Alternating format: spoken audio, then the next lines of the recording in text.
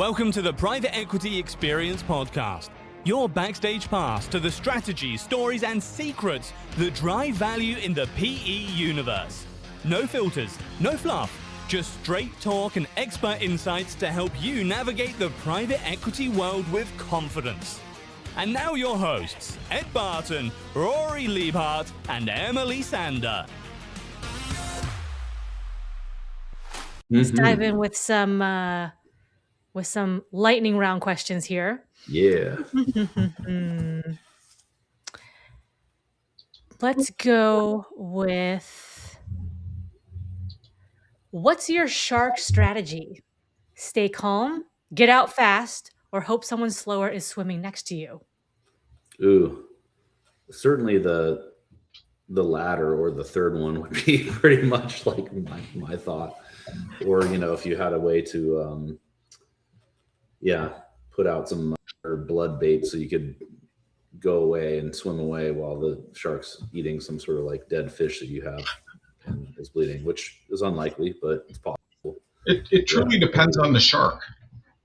There's a lot of sharks that are actually fairly innocuous, and I like to just swim with them and enjoy my time in nature. Now, if it's a great white, then I'm going to, I don't know, I'm probably going to pray a lot and just know that my maker's close. Yeah. And, other than that, I anticipate most other shark are not deadly, and many of them will just leave you alone. So it's important, I think, to understand the shark you're swimming with before you decide to jump out of the water, throw chum at them, or stay calm and hug the shark. Yeah. If someone offered you $10,000 to cage dive with great white sharks, would you do it? Are you in? Oh yeah, for sure. Easy. Yeah. Wow. Yeah. Wow. That'd be a peak life experience. I mean, I'm sure you'd feel alive if you people actually paid to do that, not be paid for doing it. You would have to pay me to do that. Yeah. Okay. Yeah. Fair enough. Oh, goodness. If a private equity firm were a shark, what species would it be, to your point, Ed? Well, it depends on the private equity firm. Some of them are definitely more predatory than others. Some of them are like little nurse sharks. Friendly baby sharks? Little nurse sharks. Really? All right. Big ones like whale sharks, which just sort of eat the ocean's krill, like big wide mouth. But they're harmless to people like me. Yeah. So they're of all varieties.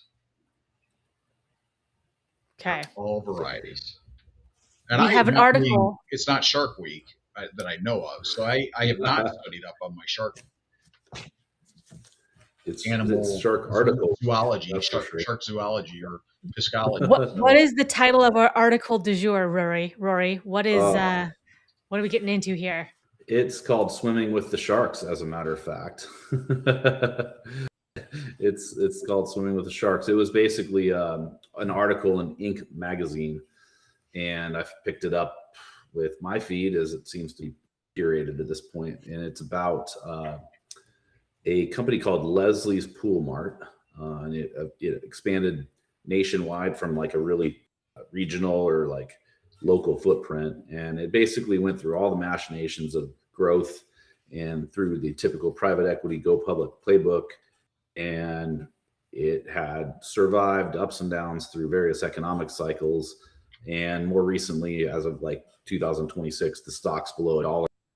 In 2021, the stock was over $33. So it's basically it was an article that says this once a very interesting company is now in the tank, and here's what happened. So kind of cautionary tale, so to speak. And of course, private equity, big bad private equity, is roped into it because along the way, it had been owned by, I think, 2 different stints of private equity groups, which employed, various tactics around acquisitions of additional businesses in the pool space. Like when we're talking pool, we're not talking billiards. We're talking about like backyard pool style, and machinations of that, and use of financial leverage and all these things to engineer returns. So This is a kind of an interesting article, but like it's pretty representative of a lot of companies out there that have these journeys, going from one founder owner all the way to being listed on stock exchange, being taken back private, and circling the drain, so to speak. Is this and then why finding their way back? Gets a bad name? Is this like the scenario where PE gets a bad reputation? Well, I think so. I mean, like it's like I sense a pattern these days where these articles just basically cast a certain vibe or light on what's just basic business management, but that's tied to private equity tropes, right? Like, so use of leverage, cost cutting, shutting down stores, things like that. It's like, that's not just relevant to private equity, No. Large conglomerates do the same damn thing, even at a larger scale oftentimes. Well, and the other part is really private equity brings, a lot of these businesses needed it. The private equity looked at it and said, hey, we've got an opportunity here to really improve margins. Now, sometimes it goes too far, but the thing that private equity does, I think that one is they'll optimize, but with optimization, the risk is you then don't have a lot of, there's the safety net removes in terms of cash. Yeah. The safety net removes because you've added leverage. So when you do have a situation, and again, the one that we're talking about here with the pool company or the pool supply company was, look, they went gangbusters during COVID, and so it's like, okay, just like the sporting goods industry we talked about. Yeah, it's like, okay, great. The problem is they structured so that they would stay gangbusters, and it doesn't work. Yeah, and so but there's so many businesses, whether they were public, private equity, that went through the exact same cycle, and they, and again, I'm seeing it now with some of my clients who are in the automotive industry, where they thought that it's a new tomorrow and everything's changed and the entire industry is flipped on its head, and that's all just wishful crap thinking. But generally everything reverts to the mean. But most of the time these things are, like Rory said, they're necessary. And private equity probably in a lot of cases, and I kind of go back to my time at the steakhouses. Private equity, we gutted the steakhouses, but they survived past the downturn, in 2008, where a lot of the other ones didn't, because they were too fat and bloated, and by the time they got to the other side of that, they had run out of cash. Yeah, I mean, the thing with this situation, as well as many others like it, is like ownership groups oftentimes just can't help themselves. They're not satisfied with nominal regular growth, like outpacing GDP, outpacing normal benchmarks. They have to strive for that much more. And when you do that, you start to then justify things that in hindsight turned out to be wrong. Like Ed said, this whole boom on all these industries coming out of COVID and whatever pandemic related thing, or other macro shift that you think is going to just be permanent. History repeats itself. It generally isn't. So it's like people place big bets on these things and they justify it with these species that turn out to be wrong. And, if you actually go back and look at PE valuations, that 2021 timeframe, 2022 timeframe, it was like the peak valuations in our recent times for multiples on EBITDA. What that means is, like, people were so bullish during that time frame. First off, saw that, the economy didn't totally get crushed by the pandemic. And then we've found all these cottage industries that are just going gangbusters. So we're now going to aggregate them up and just grow. Well, that doesn't happen forever. And so all of these massively overpriced assets, which again, oftentimes the leverage you have on a business is based on that purchase price, or like a percentage of that then becomes more the looming thing. Right. And so then you have to address that. Oh, well, where you get more cash, you either have to grow more or cut costs. So then this is where you start to see these cycles of these companies that are changing hands every 5 to 7 years, or 4 to 5 years in some cases, because somebody's got to take it over because the cash has run out of one well. Somebody with a new well has got to come resuscitate it. And then try to figure out what to do with it. It's been interesting. I've personally been part of one journey that the company we all worked at together. Like I was with the same company for, I don't know, almost 10 years, but like under many management groups that had to go through these same things. It's not necessarily analogous to, consumer goods businesses, but like different theses based on economic times, like justify people having these views and valuations and stuff like that. And somebody can't figure out what to do with it. So then they sell it again. Like it's wild. So it sounds like PE backing can fortify a company, especially through downturns. But it also, like, depending on the combination of things that happen, it can weaken the underlying business. If you're buying and selling and adding debt and doing all these things, and maybe your time horizon is different than other people's, you can actually erode the underlying. Well, and some of the times the private equity goes into these transactions with, as you just mentioned, Emily, like a fixed time horizon, and exactly. All of a sudden the market is not where it needs to be at the time at which that time horizon is. There all of a sudden you got COVID hits, and so your entire investment thesis is spun on its head, and in some cases, like in this particular case that we were talking about today. It took off. It went crazy because 21% increase in pool starts construction because you had people stuck in their backyard. On the flip side, you had other folks where their businesses, restaurants, cratered because you couldn't function. And if the private equity folks, they had timed everything out so that combination of fund life and funding and loan maturities all hit during that time, you got problems. I mean, legit. Big problems that might have been fine otherwise. Yep. When does bigger not equal better? Like when does a bigger company not equal stronger company? Like you think like traditionally it's like add more stores, make more acquisitions, do all these things, and it's like more. But when does that hit a tipping point, or what characteristics say actually no? More is not better in that particular. That's a really there's so many ways to answer that question. It's a good one. I mean, we could spend a whole podcast on that one, but the thing that comes to mind for me is like the analogy. You can't turn an aircraft carrier on a dime. So like if there's momentum working against you on many things, like many different dimensions, you can't just like make certain and expect the whole thing to pan out. Like where you could do that with a startup is, startup we were talking about, oh shit, we need to pivot this sucker. All right, well, we'll pivot it. Oh, we figured it out, But like imagine being right now Meta or Google or, any of these big tech companies, and all of a sudden like AI is not a thing. And they've invested hundreds of billions of dollars in that. Like that would be a problem. If AI became not a thing. Now that's probably something I wouldn't bet on, but like that's just a very blatant example that's maybe relevant to the time. But like here's the thing: if like how many hundreds of billions of dollars did Facebook flush down the toilet when it bet on the metaverse like 3 years ago? Oh my gosh, a lot. Yeah. But but they're big enough where they figured it out. But like the average company can't just like reinvent itself on a dime, like a small company kind of could.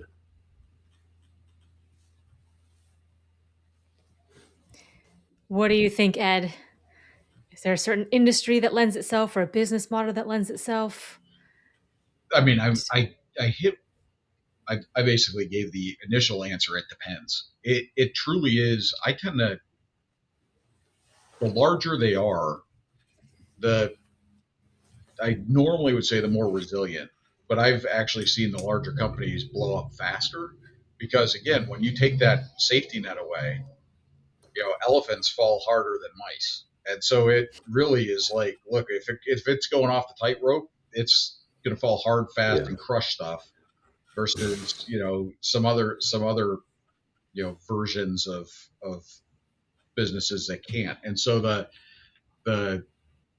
issue tends to be, if you look at a business, those that have, even if they're large, if they've got high operating leverage and high financial leverage, you're screwed. It doesn't, because you can't scale up and down your expense. However, in order to maximize profitability, most of the time your financial engineering is designed to optimize and to, in some cases, not just optimize, but actually kind of push to max financial leverage and operating leverage. So an operating leverage is going to be, when I talk about operating leverage, it's really, to simplify it, your ratio of fixed costs to variable costs. So in an accounting firm like mine, I've got, or a law firm or something like that, the bulk of my costs are personnel. Highly variable. I could cut my costs by 3/4 tomorrow. Yeah. In a auto manufacturer, the bulk of their costs are fixed costs. And so they have factories, they have, inventory and things like that, it's much more difficult to structure a downturn, to ride a downturn, but on an upturn, they tend to really optimize. Yeah. Yeah. I don't know. This Leslie's Pool Mart story is very interesting because, you had the founder was involved for a long time in different capacities. And so the trajectory of the business, kind of ebbed and flowed, but he got kind of whipsawed by the market and also the different financing structures. But you did have the same sort of DNA in that company. So it never truly lost its way. And right now, the company it's just under a mountain of debt. So the question is, can they restructure out of that? Didn't it start in like the 1980s as well? Yeah, it was by some, the guy, it was very like eccentric person sort of thing, which oftentimes successful founders are. Let's remind ourselves of that. But yeah, I guess the merry-go-round stops when you can't manage the debt you have on your balance sheet, really, a lot of times. So if you continue to refinance, and the market moves against you, then to be able to service the debt becomes insurmountable, at which point, you basically, you might be in a position to have to file bankruptcy, which I was actually going to say, like, when you're asking about what point is being big bad? Well, I would say, like, think about the airlines, all the airlines that have filed bankruptcy so many damn times to restructure. That is a little safety net that companies do have, is to be able to restructure without dying completely through the U.S. bankruptcy court system. So it is actually a safety net for sure. Mm-hmm. And in previous pods, we've talked about there's good debt, and that's the smart move many times. And so you've got to balance. You can't really predict things like COVID or things that are just out of the blue. But in general, you can say, hey, this tends to be a pretty savvy move, or this tends to get us a time horizon where we have chances for like all these options to move in our favor. Yeah. And if they don't, then we'll have to deal with that. But I mean, not to completely badmouth taking on debt, because debt can be not at all. It's that clarifies. It's extremely useful. I mean, for businesses that need working capital, they're maybe asset heavy, but their cash flow, seasonal, let's call it, or something like that. Like, to have working capital lines of credit to be able to pay your employees and buy inventory, absolutely, very important. I think the key is just always to be able to scenario analyze, well, what happens if interest rates move this way? And maybe you have unhedged interest rates. Or what happens if there was a shock to the regulatory system and 20% of our business went away? What would we do? Would we have enough cash flow to manage this debt? Really, that's it. And management teams that know their business well, which is very important to understand the business and the industry, can plan for even edge case scenarios and then assign probabilities that say, despite all this, does it make sense to take on this much debt? Can we service that even if these bad things happen? Because no one really should be spending that much time saying, what happens if we crush it like we outperform. Well, that's great. I usually don't spend a lot of time on that side of the ledger. I'm always like figuring out where are we going to get screwed. So inherently there's always going to be risk, but you'd actually be very inefficient if you didn't use debt responsibly in most cases. And a lot of it is the terms you can negotiate up front, right? Because if you have a loan package or you're going back and forth with the bank, there's different terms you can set up that work, in your favor. Hey, absolutely, we do think there's moderate risk here, so we're going to put these things in place, but it still makes sense for the bank to do for a myriad of reasons. And Ed, you were saying something. So you were saying operating debt and finance, operating leverage, and financial leverage. Yep. Okay, so operating leverage was the fixed versus variable cost structure, essentially. Yes, so that's like determined by the business model primarily. Yes.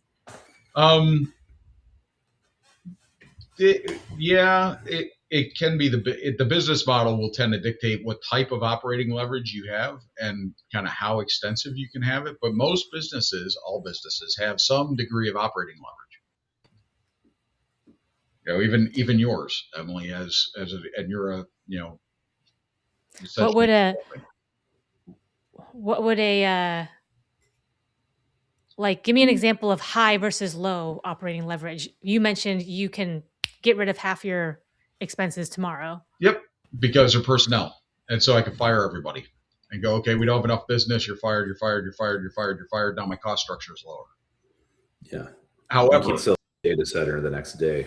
Okay. Yeah. However, if you're Ford Motor Company and you all of a sudden have spent $1.5 billion to build a plant to build the Ford Lightning that no one wants to buy, now you're stuck with this plant. You have a building, you have that's special built, you have a bunch of equipment that is special designed to build specialized equipment, and you have the people that you hired under union contracts, and you've got property taxes, and so that's high operating leverage, because if that thing was pumping, the variable costs are relatively low per truck. You might be selling them for $80,000 a piece.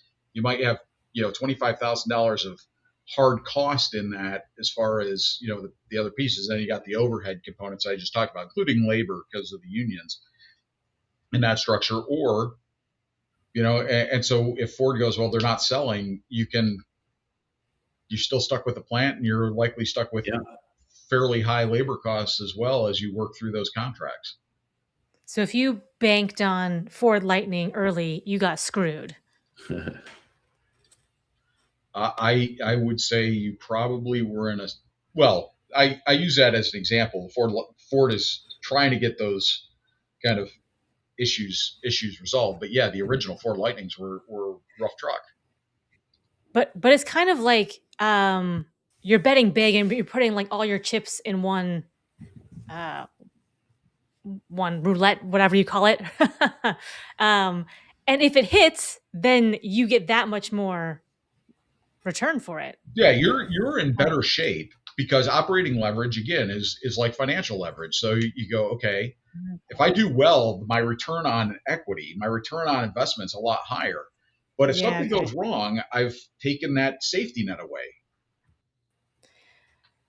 So when people stack high operating, oh my gosh, say it again, operating leverage and financial leverage, and it goes bad, they're just like double stacked in the shit. Yeah. What if you used a ton of financial leverage to invest in these major infrastructure projects that require a ton of capital, and the market moves against you both ways? Let's say the interest rates go up and you have a bunch of variable interest rates on your debt, and the industry moves against you. So that obviously, like, let's call it compute now. Let's use that as the example. It's very relevant.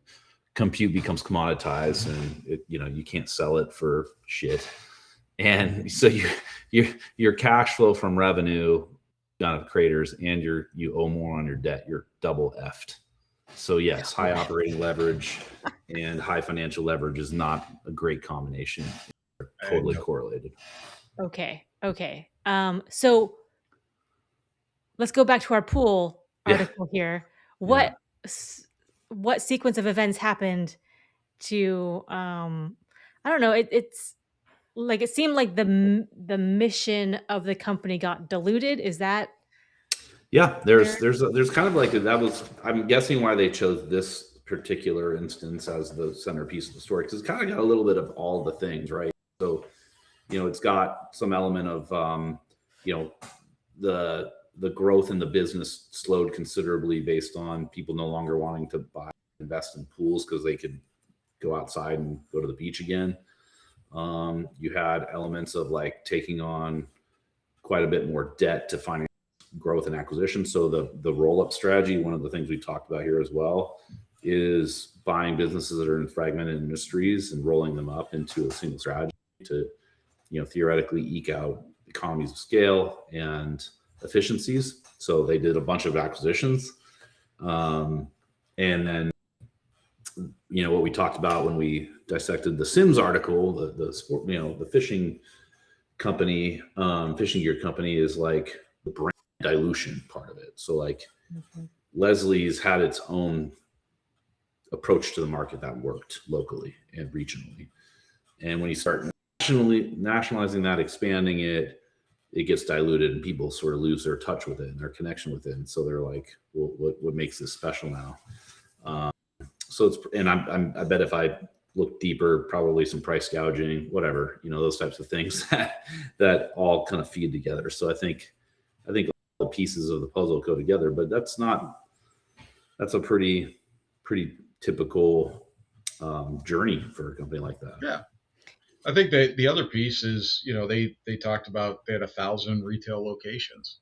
That's high operating leverage. Again, you've got leases, you've got staffing and those kind of things, and leases are tough to get out of. And so once you're kind of in that spot, it's good for distribution and for growth and all those other components. But if you've got a downturn, you're stuck with a lot of that overhead. That's right. Where does a franchise model sit in all this? Ooh, boy. So, franchising is a pretty interesting. I don't know enough about the business model, honestly, to intelligently answer that question. Yeah, so I'll give you. He does know it. So yeah, I was going to say I'll give you some. Because I had a franchise for a while and kind of went through the pros and the cons. Franchising essentially would be, they've got a model that works, kind of sitting at each one of those locations, and they go, okay, and instead of us using factory stores, or us going out and building new stores or adding additional footprint, we're going to license other folks to do that. And what we're going to do instead is we're going to go, well, instead of, we get all the profit here, we're going to set up the systems and the processes and the tools, and this is how everything looks. And, when someone walks in, they shouldn't know whether we own the store or whether a local franchisee owns the store, because the treatment is the same, the products are the same, the systems are the same. However, the capital requirement is significantly lower because we're essentially going, you franchisee, pay us a franchise fee. Normally it's a flat fee up front. And in return, we're going to protect your market. So we're going to give you a geographic area where you're going to have a non-compete. Essentially, we're going to not compete with you, and other franchisees can't compete with you in that space to sell, Leslie's pool products. And you're going to send us 8% or 12% of the top line of everything you get as a licensing fee, and the rest of it you get to keep. Now, the issue is if your gross margin or your net margin is only 18 to 20% at the store level, and you got to pay 8% to 10%. Again, now the franchisee has gone to a relatively high operating leverage business. What about corporate, though? Does that protect them from getting overextended? On the corporate side, yes. It's because you've got much lower capital outlay. And, these guys blow up. If a franchisee blows up, you've lost that revenue stream of, 12% of the top line, or whatever the franchise fee was, or the licensing fee, the monthly fee. But what you didn't have was the lease. You didn't have the people. You didn't have, that's all up to the franchisee, which is going to be independent. Okay. Interesting. All right. What else do we need to know about Leslie's Pools? I would just say that that it is not atypical. So I expect we'll be seeing more of these stories because we're kind of like 2 cycles off of almost like 1 full cycle off of the pandemic acquisition, like I call it boom, where private equity is extremely active. Now you're in that like 6 to 7 year time frame since that point in time. So I think you'll start to see more stories like this where companies change hands, that sort of thing. But I know I will, because my feed is now curated for it. So Well, I think too, like one other small note is when you were like, they tried to take something that worked locally and like the brand and the approach and the style and the kind of eccentricities of the founder and do that nationally. You can't do that a lot of times. And no, I know a Ed, you and I customer were in Manhattan, New York is not the same as in Biloxi, Mississippi. I was just going to say, like Ed and I, we were headquartered in Lakeland, Florida for our last stint. And there was this guy named Grady Judd. Was that Sheriff? Yep. Sheriff Grady Judd. Grady Judd. YouTube this man, listeners, like YouTube Lakeland, Florida, Grady Judd. And he's a sheriff who is... Oh, my girlfriend's from there, Lakeland, literally. And she's talked about this guy. Yeah, I'm dead Grady serious. Judd's awesome.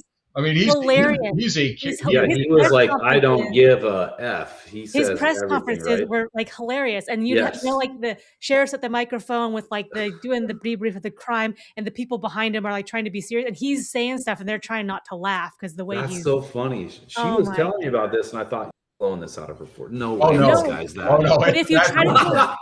the public there loves him, right? For being who he is. Yeah, he's like 77 years old. He runs on a pose. He keeps people safe too. Like don't mess with Grady. Like that's the saying down there. Exactly, you don't mess, don't fuck around with Grady Judd because he will destroy you. Hilarious. But if you try to take Grady Judd and put him in any other state or metropolis or big city or Seattle, like the West Coast, oh my God! Please do actually get his ass over here. Fuck yeah. Yeah. Oh. But that's what it reminds me of. That's hilarious. Oh my God. I'm going to tell her about that. That is cool. That is cool. Yeah, small world. Wow. All right. Yeah, she just sold her house that was in Lakeland just like this last week. And it kind of reminded me of some of the houses I've seen you guys had. So, yeah. Is she moving up here? We live together here. All right. There we go. Yeah. Yeah. This episode has a lot in it. Little it does. Personal tidbits of all sorts. Lakeland to Seattle. Did she grow up in Lakeland? She grew up basically outside town. So Lakeland's kind of adjacent. That's a big change then, all the way across the country. And she moved here 2 years ago as a nurse practitioner. So she left her life there. And then just like picked up and like got off the plane with a suitcase and her dog and like started a life here. She got transferred to Virginia Mason, and she's a advanced cardiac failure nurse practitioner. So anyway, she started life here, and it was culture shock for her going this way. It is for a lot of people going that way, right? Oh boy, I could only imagine. Funny. Yeah. Oh yeah. So it's funny. So Emily, you'll appreciate this. She was a very high level strongman competitor. So she did that at like the Arnold's. Wow. And so she's my coach in Strongman now. No That's way. How we actually connected. OMG. Yeah. Okay. She's a beast. Yeah, for real. Okay. She was your coach. Okay. Yep, she is today. I see that. Yeah, and I actually have a comp tomorrow that I'm leaving here in about 15 minutes to drive down to Woodland, Washington, and compete in Woodland's Strongest tomorrow. What are the events? We have a press medley, so an axle clean to press overhead, a log clean and press overhead, to a sandbag clean and press overhead, to a keg clean and press overhead. That's one event. You have to get through all that in 60 seconds. And then second event is axle deadlift for reps in 60 seconds. The weight for my class is going to be 360 pounds. And then the last one, which is my strongest event, is like frame carry at 400 pounds, 40 feet, drop that, pick up a yoke and run that back 40 feet. And that one's going to weigh 485. So did I tell you I won the Strongman event I was in last month? No, I didn't know that. I won it. Yeah. No shit. You won, Rory? Yeah. Holy shit. Viking Pro-Am. Thank you. Dude, My okay. first one, yeah. How I'm many still in the people novice division. how many people But competed? in that one, altogether, like 15. In this one, there's gonna be like 30. So kind of Wow. small, but I got an invitation to nationals next year. No, So you because I didn't. won, yeah. Come And I'm on. in this sport at least another year. So Oh my gosh. yeah, That's amazing. yeah. And I'll be Congratulations. I going did down not know to that. Yeah. Arizona for another competition that I You're getting got serious invited about to. this then. Yeah, yeah, I am. It's Do become you quite a get like passion. prize money or is it just for pride? No, it's full on amateur. I get a competitor's t-shirt and medal. I got this t-shirt for my Yeah, and usually stinking there's free dentist. booze there too. Yeah. So yeah. Well, okay. Well, good luck on your competition. And Thank from you. all the events you described, I think you probably will not be able to feel your shoulders or upper chest afterward if you're Yeah. lifting stuff above This your head. sport And then, does wreck a 47-year-old dude, I'll tell you that. but you're looking good, man. Thank You're you. doing Yeah, I great. feel good. I That's feel good. amazing. Life is And good. now I'm we know going. it's because of your good coaching who took Yep, some good extra coaching care of you. / girlfriend is offsetting the divorce mediation process that I'm also in at the same time. So Oh, I don't know. Life is short. Life is good. We make it what it is, right? So amen, There brother. we go. amen. There we go. All right. All right. Good seeing All you right. both. That's a wrap. All right. Take Thanks, it Big easy. Rigs. Very good. Thanks, Yeah, Eddie thank B. you. Thanks, Em. Thanks, Em.